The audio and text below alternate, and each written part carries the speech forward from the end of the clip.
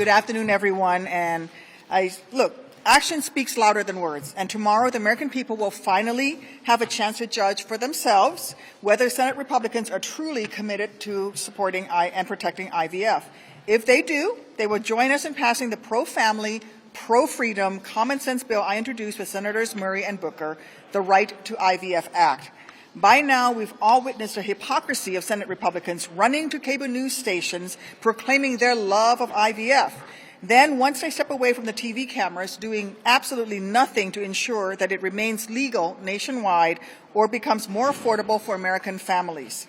No matter how hard they try to hide it, no matter how many tweets they send, the reality is that when it comes to women's health care, the GOP's casual cruelty cannot help but shine through.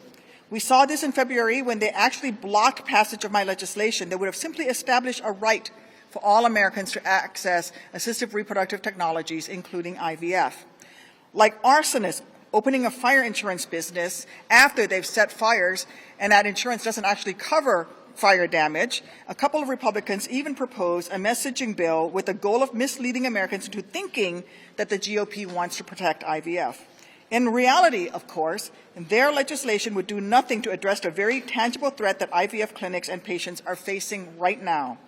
And judging by the fact that 92% of the Republican conference still is not co-sponsoring this sham of a bill, Senators Cruz and Britt succeeded in sending only one message, that Senate Democrats are the only caucus committed to protecting IVF.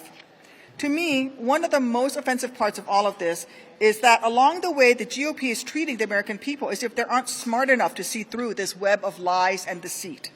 As if Republicans' cravenness isn't obvious every time Donald Trump brags about stripping away women's rights. As if the GOP's trademark blend of misogyny and hypocrisy isn't clear every time they claim to be the party of decency in the morning, then bow down to kiss Trump's fool's gold ring in the afternoon. Look, I really hope Republicans prove me wrong this week by passing this bill.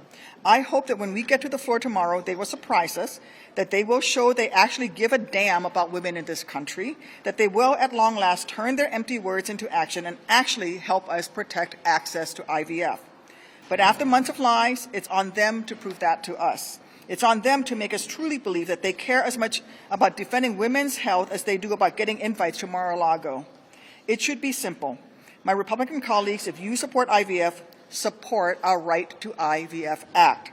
If you actually believe that every woman deserves to be able to be called mama without being called a criminal, then show it, not with sound bites on cable news, but with your vote tomorrow.